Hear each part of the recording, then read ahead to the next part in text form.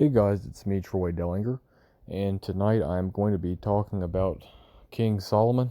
I'm going to briefly cover the events of his life, and I'm not going to be looking at his life fully. I'm going to be actually chopping this up into three parts of three different videos.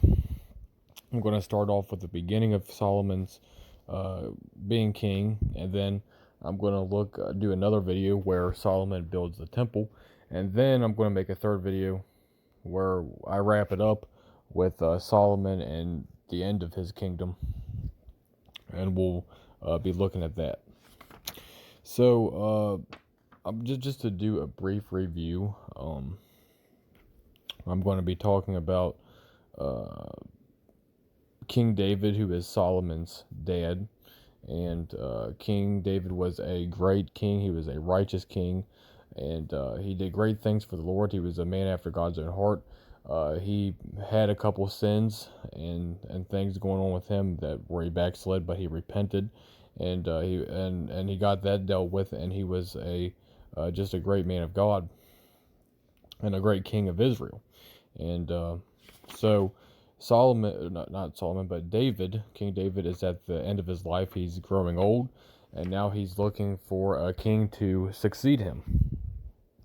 So, so King David has a son named Solomon, and David wants Solomon to be the king after him.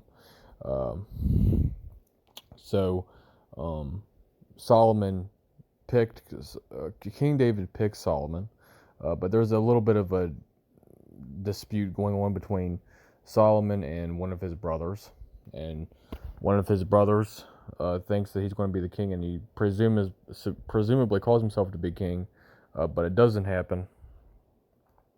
So King David ends up picking Solomon, and King David charges Solomon to walk in the ways of the Lord. And he warns Solomon that if he turns away from the Lord, he'll be cast away forever. So that's another clear warning to a righteous man, a great king, of backsliding. So if you believe in once saved, always saved, this is a clear scripture that goes against it, that if Solomon does not continue following the Lord, that he will be cast away. And there's a lot of people, they say, well, you can't lose your salvation, you're always going to be saved. But this is a warning that you don't just automatically have eternal security forever. Now that's obviously the idea, but it's a condition that you continue to follow the Lord, and that was what David was warning Solomon, and that he had to be a righteous king and lead Israel in righteousness. So, so King David dies, and Solomon is made king, and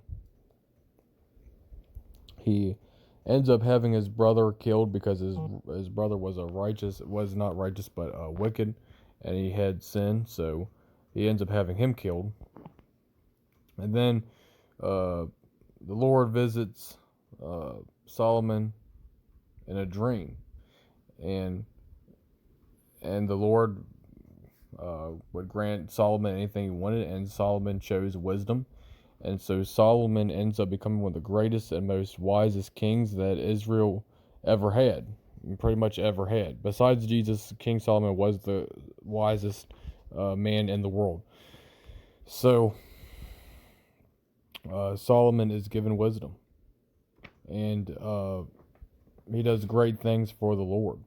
And there was a dispute going on between two women about which child is whose, and Solomon says that he would chop the baby into parts, just to test the women to see which one would care about it the most. And the one lady said not to chop it up. The other lady said that he could chop it up. And the one that didn't care, the one that did care is the one that was the real mother. And Solomon tested that with his wisdom. So that's all I got right now for the life of King Solomon, and we will look further into Solomon's life and him building of the temple in my next video. Thank you for watching.